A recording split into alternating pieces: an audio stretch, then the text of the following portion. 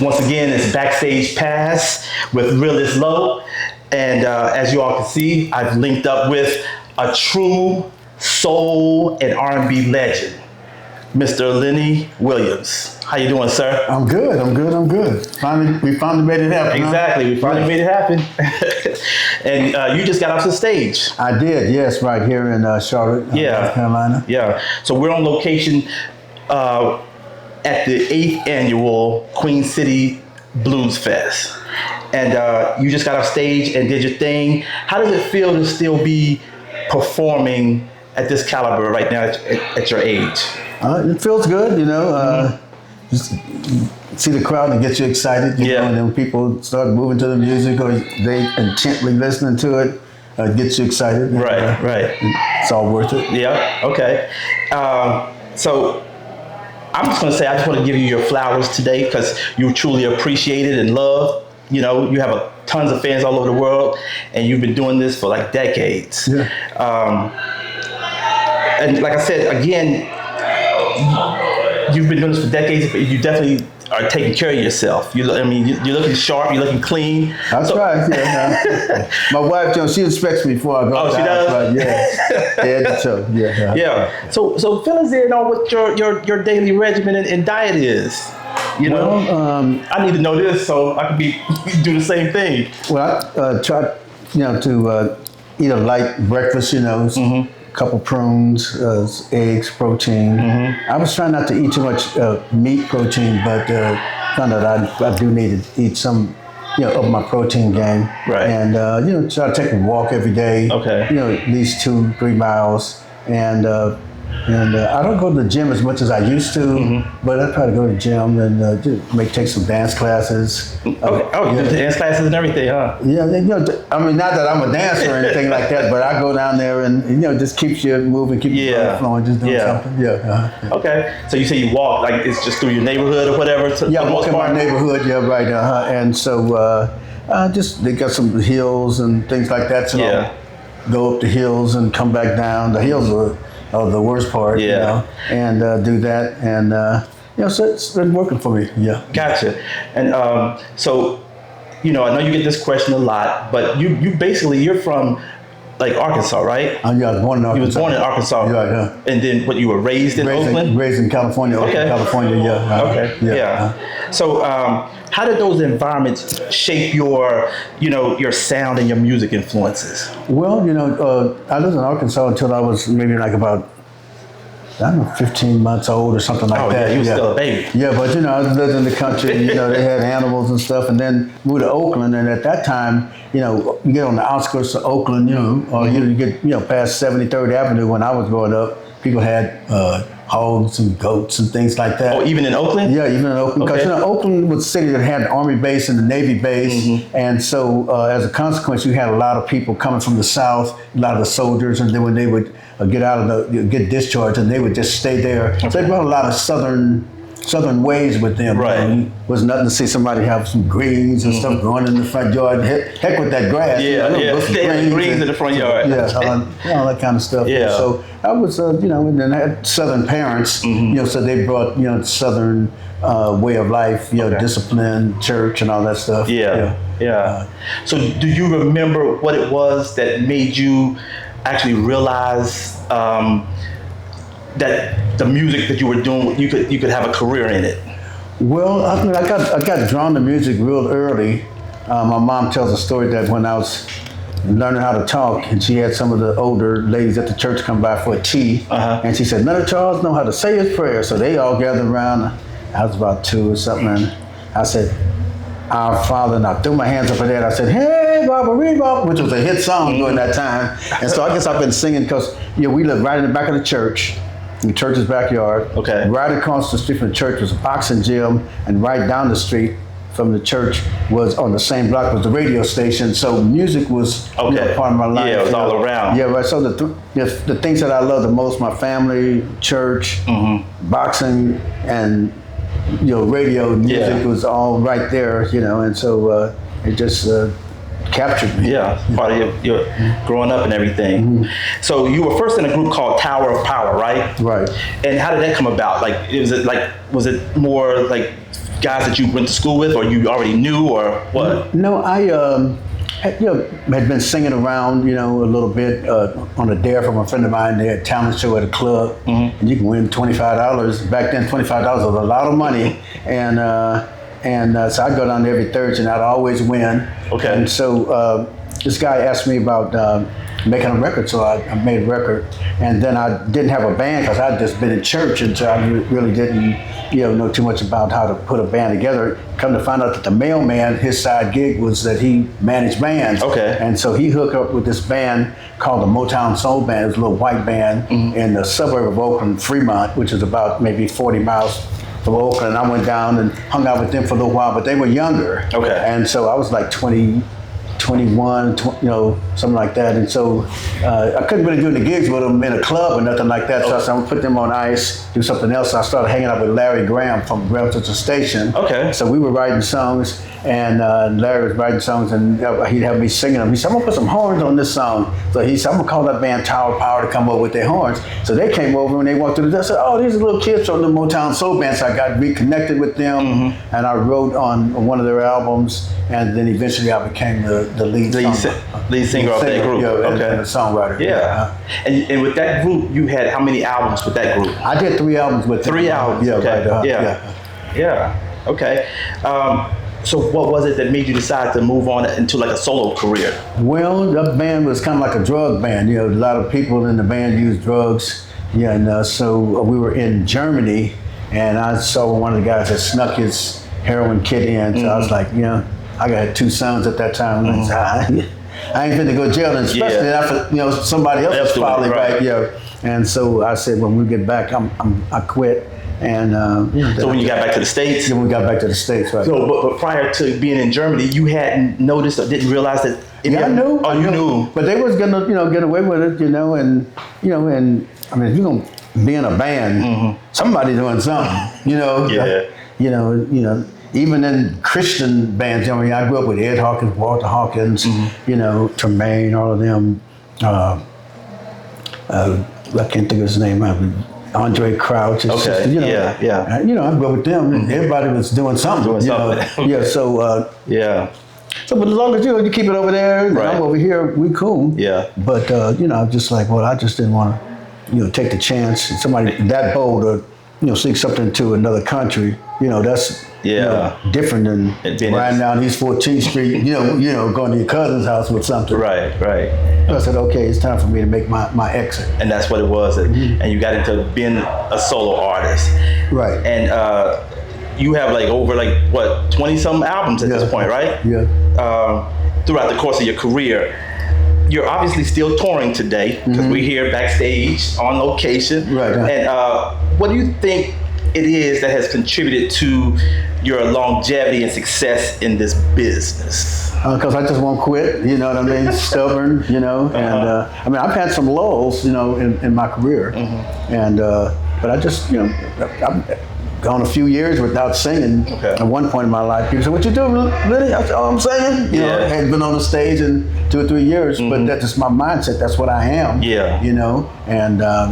And so, then it just, I just would always try to keep my weight within a certain, parameter. I say, okay, when my time comes, I'm gonna be ready. You know what I mean? So you always stay primed and ready. Yeah, right.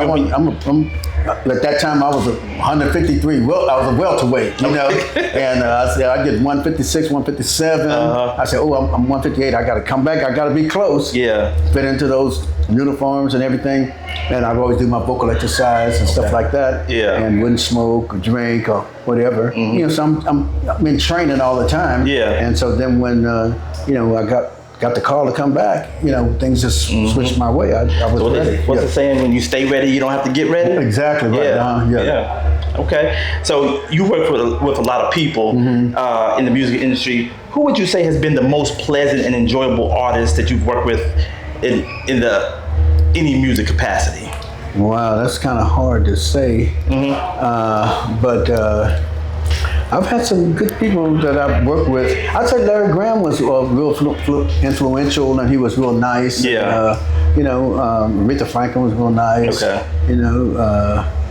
all the Motown artists are real nice. You know, they went through that Motown, the older artists, you know, they went through that Motown school, teaching you etiquette, and they were always friendly, helpful. You know, I went to see Smokey Robinson once, and the show was sold out, so I went to the backstage and knocked on the door, and I said, could you get Smokey Robinson's manager, tell him that Lenny Williams is here? Yeah. 2 minutes later, here comes Smokey. You know, it's come to get me, and that's like that. You know, so that kind of stuff like that. So I met quite a few artists that have been really, really nice. Yeah. What is it that you love most about performing? Just getting on stage and making the audience like you, like what you're doing. Because it's it could go either way. And so just being able to pull the audience in. And and get your point across. I'm primarily a balladeer, so you standing there and you singing, and you got to create this movie or paint this painting on a canvas, so to speak, and and pull people in. So it's there's a lot of things that help you do that. The song itself, the music, the accompaniment, maybe the way you dress, whatever. So you stay clean, huh? Yeah, right. Yeah. Well, it's different. I mean, if I was doing a rap show and I came out like this, they may not like that because they want the attire to fit, the music. So they say, but. It's just interesting how it happens, and sometimes people come in and, they traffic jam, and, husband and wife, boyfriend, girlfriend, whatever, they come in and they get in an argument on the way to the show, and then, then you faced with all of that, and bam, or somebody pulled their money together to come to the show. Right. Let's let this go, let's let that go, we're going to go see Lenny. And you're there to give them a pleasant experience. So that's the thing that excites me, the most. Yeah, because your music, it's played at weddings, all sorts of different family gatherings, cookouts over the years, and it means a lot to a lot of people, But what does that, what does it mean to you that knowing that your song is part of people's memories over the years? Now that's something that really humbles me, to think that you could just be sitting in your house at your buddy's house and y'all start writing a song, and that at some point in time it affects 1 million or 2 million people that they're willing to go spend $1 for.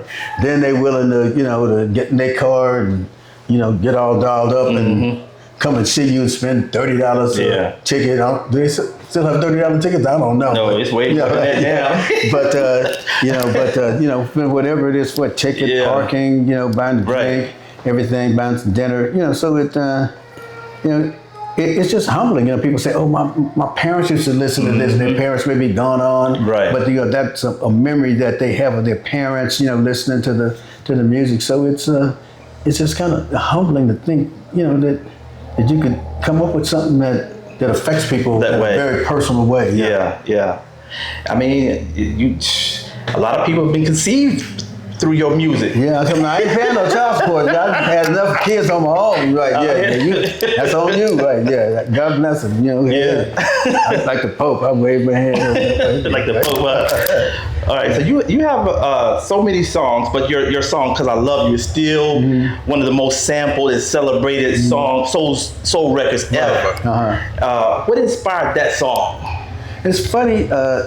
The guy used to work on my house all the time. He's a carpenter. He always tell me, man, my son is the bomb. He writes, he dances, sings, plays guitar, piano. So I said, okay.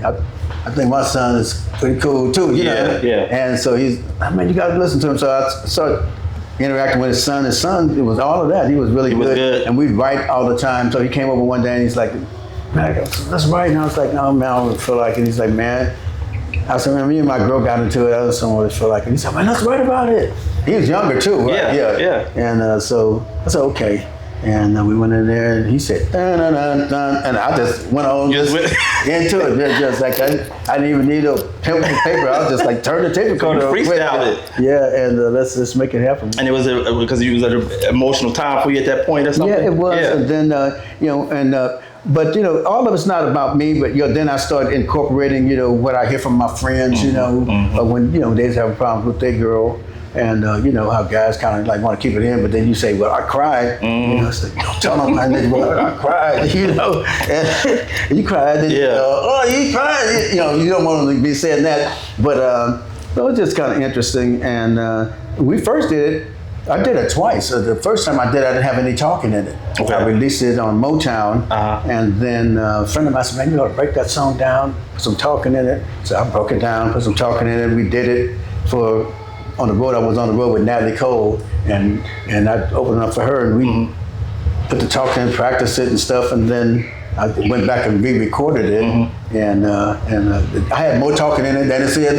That's in on the record. I had all kinds of talking. The producer was cutting stuff out. I was like, "Oh, that's my baby over there. You cutting stuff off," and it came out, and you know, it's like, you know, just been my, you know, number one song. You know that. Sent all my kids to college, help them buy houses, you know, all that stuff just off that one song. So it's just, and it was just fortunate to own the publishing of it too. You know? I found out about publishing, you know, at a young age in my career, and so I own the publishing. Well, so would you say that that's the one song that you never get tired of performing? Yeah, I never get tired of performing it, right? Yeah, because the audience loves it so much. You know, they be like, I come on stage, "'Cause I love you." I'm like, okay, let me get to it. Right. It's like, you ever heard of foreplay or, you know what I mean, setting it up or something? You know, it's like, let me set it up. Right. They be wanting to hear it immediately, huh? Immediately, right? Yeah. So you're currently on tour with a lot of young cats right now. Young cats that's in the soul, blues, and R&B game. What is some of the advice that you've actually given them? Well, I try to live my life, you know, and if I see somebody needs some advice, you know, maybe I'll give it to them. But I just try to live life over them. You know, they don't see me hollering at no girls. You know what I mean? And Sunday I'm married. You know what I mean? And they don't see me smoking no weed. Or I don't go drinking. You know, but they smoke weed. I'm like, hey, I used to smoke weed. You know, so you know, I'm not judging you. You know, I've been to Snoop's house. You know, I did a record with Snoop. You know, so I know. You know, so you've been around some weed. If you've been to Snoop's house, you know, it's my friend, right? But I don't, you know, I don't really judge them. But if I see somebody going overboard, you know what I mean? You know, their whole demeanor is changing, or it's starting to affect their career or their relationships out here on the road. You know, maybe I'll say something to them. You know, because sometimes, you know, you have to be wise in certain ways, but you guys just, you know, they watch you, and so they pick and up then a lot of them will come up to me and say, "Man, I'm watching so many. Do this, do that, whatever. You don't do this, whatever." You know, I was like, but I'm human. You know, you might see me cussing around here or something. You know, I don't get my money. You know what I mean, or something. They mess with your money. You know, I can act ugly, but I try not to. You know, and you know, try to be professional. And, you know, and be respectful, and then you just kind of teach people about being discreet. You know, it's like, okay, even if you got a girl or you got a wife or something, you gotta be all in the open, you know what I mean? So, you know, you gotta respect people around you, and you know, and everything like that. So I just kind of live a life, you know, that people can see, and then they can, you know, if it influences them, it's cool. But some of these youngsters, you can't tell them nothing, huh? No. I used to be a you know, youth counselor, you know. And, you know, I used to feel when I was doing it, you know, even kids I didn't know, you say, 13, 14, I see them do, "Hey, what's up, youngster? You supposed to be in school, man? What, you know, whatever. You know, just hollering at them." But nowadays, I don't, you know, maybe because I'm not doing it as much now. You know what I mean? But I used to feel real comfortable just going up to youngsters, you know, even if I felt like he might be toting a pistol or something, I didn't know how to talk to him. But I don't feel, I'm not as skilled as I used to be in doing that. Okay.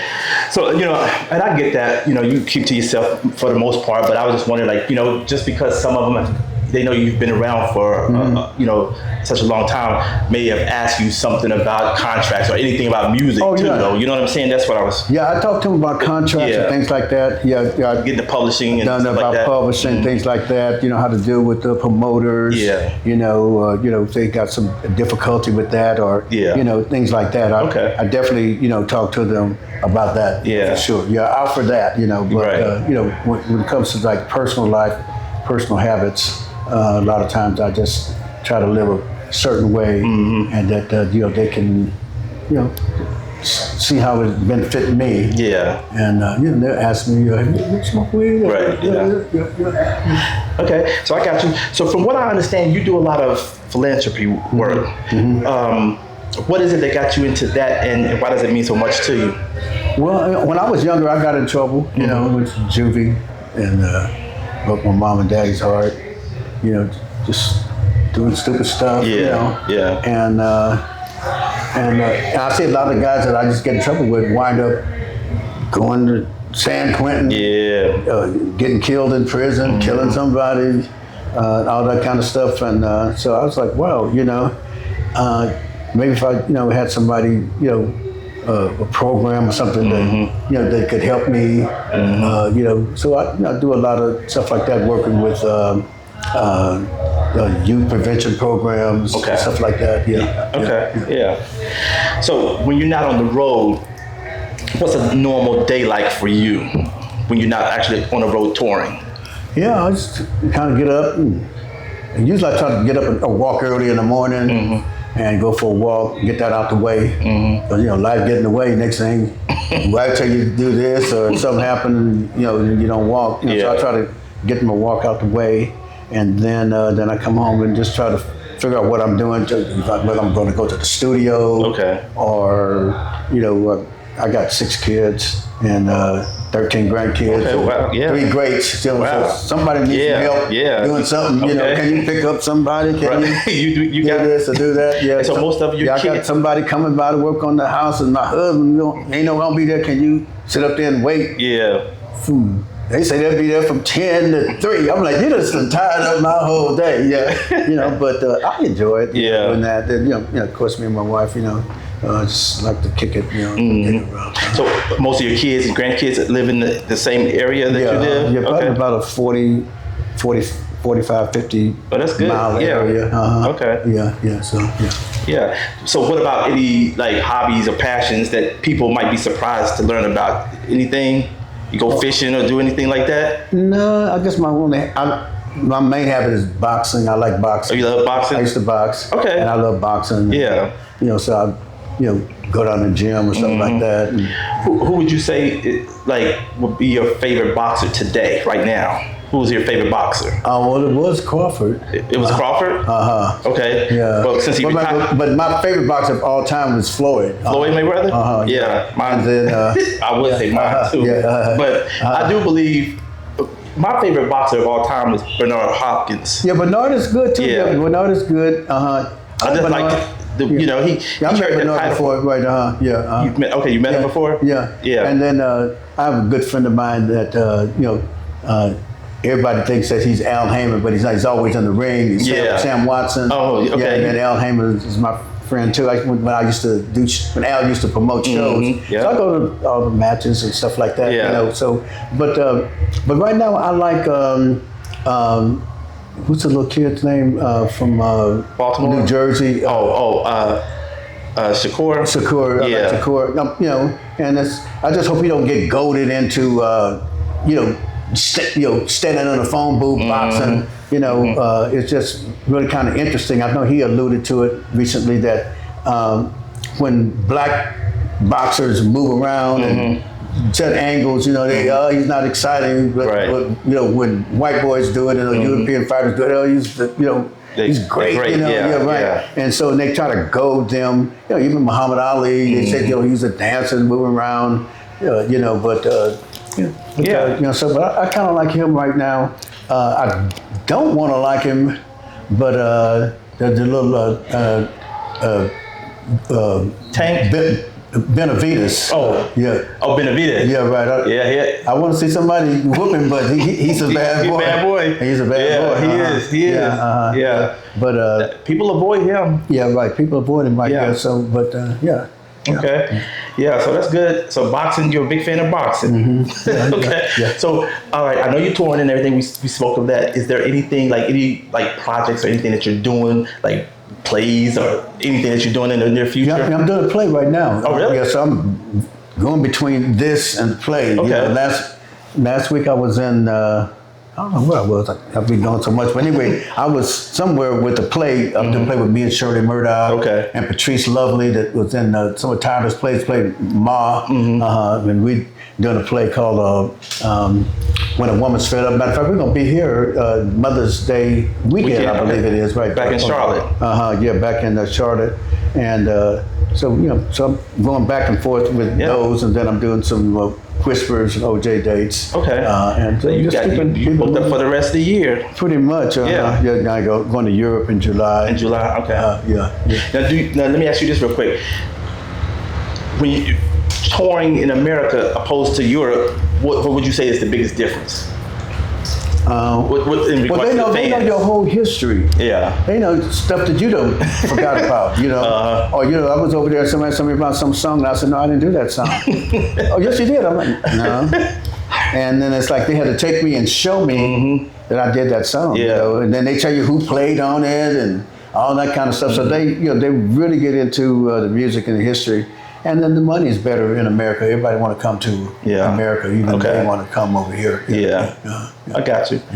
All right. Well, you know, like I said, we finally linked up. Yeah. You know, and I'm going to say that I really appreciate you allowing us to, you know, come backstage and have this sit down interview with you. Yeah, I appreciate it. Yeah. And just all I can say is, man, just keep doing your thing. You look good. Keep on doing it. My wife said, stop answering that phone. I was like, I can't help it. I just answer it. Yeah. Yes. I had a hard time getting in touch with you. I finally got in touch with you. Dwayne, Yeah.